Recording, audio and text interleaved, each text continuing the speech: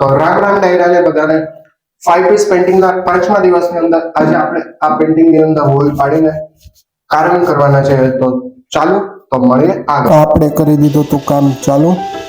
આપણે હોલ પાડવાના કરી દીધા હતા ચાલુ, અને હવે આપણે ધીમે ધીમે કરીને બધાની અંદર હોલ પાડી દીધા.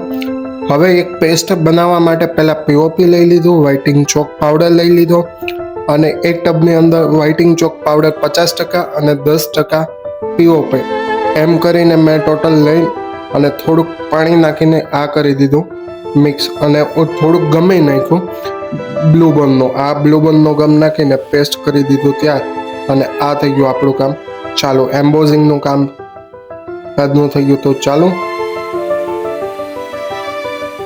અને હવે આપણું કામ અહીંયા થોડુંક પતી ગયું.